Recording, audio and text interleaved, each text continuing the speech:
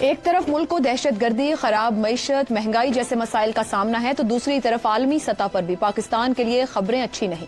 ایران نے gas pipe line منصوبے پر عمل نہ کرنے پر پاکستان کو عالمی عدالت میں لے جانے کا حتمی نوٹس جاری کر دیا ہے۔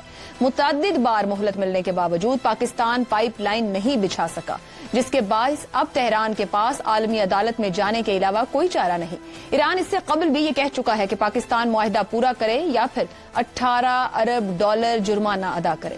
پاک ایران گیس پائپ لائن منصوبہ ایک لمبے عرصے سے تاخیر کا شکار ہے۔ 2009 میں پاکستان اور ایران کے درمیان گیس سیلز پرچیز ایگریمنٹ پر دستخط کیے گئے، جس میں پیرس کی عدالت کو ثالث بنایا گیا۔ اس وقت کے معاہدے کے مطابق پائپ لائن کے ذریعے پاکستان 25 سال تک یومیہ 750 ملین کیوبک فٹ تک قدرتی گیس ایران سے حاصل کرے گا، جس کے لیے 1900 کلومیٹر طویل پائپ لائن بچھائی جائے گی۔ معاہدے کے مطابق دونوں فریقین 2014 تک اپنے اپنے حصے میں پائپ لائن بچھانے کے ذمہ دار تھے۔ پاکستان نے بلوچستان اور سندھ میں پائپ لائن بچھانا تھی۔ 2011 میں ایران نے اپنے حصے کی پائپ لائن قریباً مکمل کر لی، مگر پاکستان مقررہ مدت میں کام مکمل نہ کر سکا۔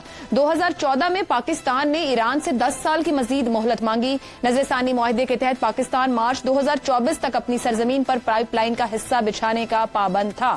مارچ 2024 بھی گزر گیا، مگر پاکستان اپنے حصے کا کام مکمل نہیں کر سکا، جس پر ایران نے پاکستان کو مزید 6 ماہ کی مہلت دی۔ یہ مہلت بھی آئندہ ماہ ختم ہو رہی ہے۔ اس سے قبل ایران 2019 اور 2022 میں بھی نوٹسز جاری کر چکا ہے۔ 10 دن قبل موصول ہونے والے اس حتمی نوٹس پر پاکستانی حکام سر جوڑ کر بیٹھے ہیں۔ دیگر کئی وجوہات کے علاوہ امریکی دباؤ بھی ایک اہم وجہ ہے، جس کے باعث پاکستان اس منصوبے کو مکمل نہیں کر پایا۔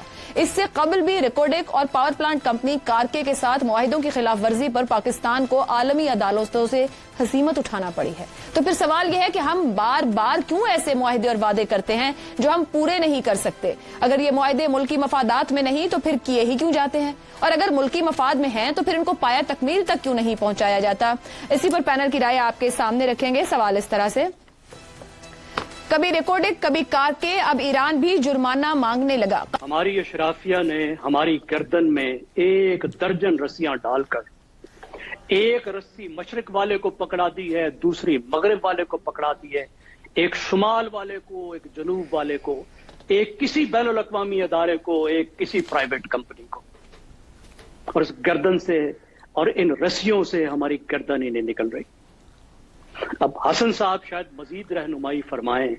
میرا تو خیال ہے کہ 1857 سے لے کر اب تک جو ہماری اشرافیہ کی موجودہ نسل ہے، اس سے زیادہ بدنیت اور اس سے زیادہ نااہل اشرافیہ سبحان اللہ کم از کم اس دور کی تاریخ کی تو کبھی نہیں رہی۔ آپ ذرا کرائسس ملاحظہ فرمائیں۔ ریکوڈک کے ساتھ روز قبل موصول ہونے والے نوٹس کے بعد اب کیسا جواب دیا جائے؟ چونکہ ایک جانب ہم دیکھ رہے ہیں کہ یو ایس سینکشنز، وہاں سے ویور نہ ملنے کی صورت میں یہ ساری جو سچویشن ہے کس طرح سے ہینڈل کی جائے گی اور پاکستان کو اس کا کس حد تک نقصان ہو سکتا ہے؟ احتشام صاحب۔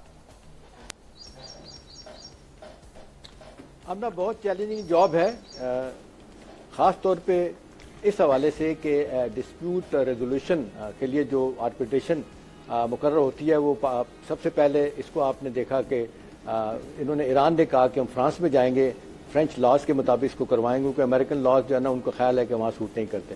پاکستان نے بھی اس کو سپورٹ کیا، آپٹ کیا کہ جی ٹھیک ہے ہم بھی تیار ہیں، اس کے لیے چلے جائیں۔ اب جو لیٹسٹ خبریں آ رہی ہیں، ایک طرف تو پاکستان پرائیویٹلی یہ ایران کو بتانے کی کوشش کر رہا ہے، جو اطلاعات ہیں کہ ابراہیم رئیسی مرحوم جو ایک حادثے میں اللہ کو پیارے ہو گئے تھے، جب وہ یہاں آئے تھے پاکستان تو اس ایشو پہ بات ہوئی تھی اور انہوں نے کہا تھا نتھنگ ڈوئنگ، اس کو ہم آپس میں بیٹھ کے کر لیں گے، ہمیں باہر جانے کی ضرورت نہیں پڑے گی۔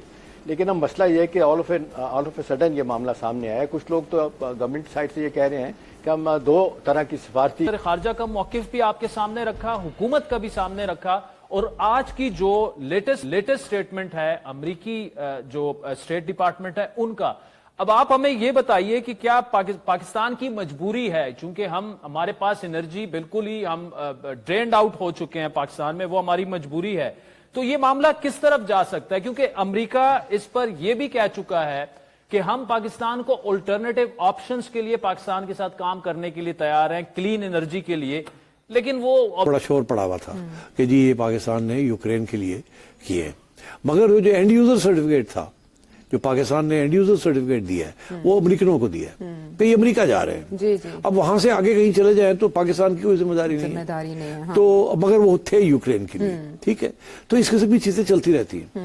تو امریکنوں نے یہ دیکھا کہ یہ اس کا مطلب ہے کہ بھی کہیں انوالوڈ ہے.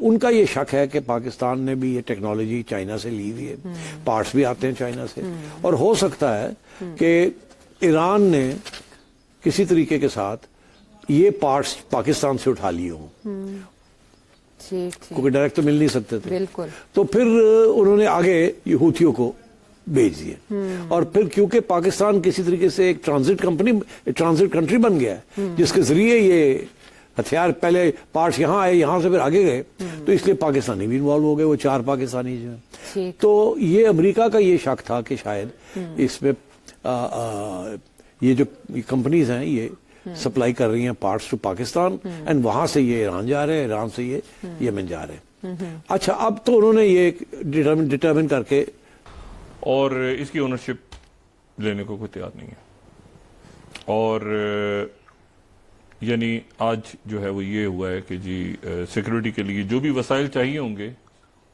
سیکورٹی فورسز کو, وہ یہ ارینجمنٹ دے گا. مطلب وہ سیکورٹی فورسز جو ہیں وہ ان سے پوچھ کے پھر وہ وہاں پہ آپریشن کریں گی. یہ پشت پہ کھڑے ہوں گے ان کے تو وہ آپریشن کریں گی, ورنہ وہ نہیں کریں گی. تو اور یہ کوئی خاص میرے نہیں خیال کہ ابھی وہ ظاہر ہے مختلف معاملات چل رہے ہیں الیکشن ٹریبونلز کے بھی, اس کے بھی دیکھتے ہیں بارہ.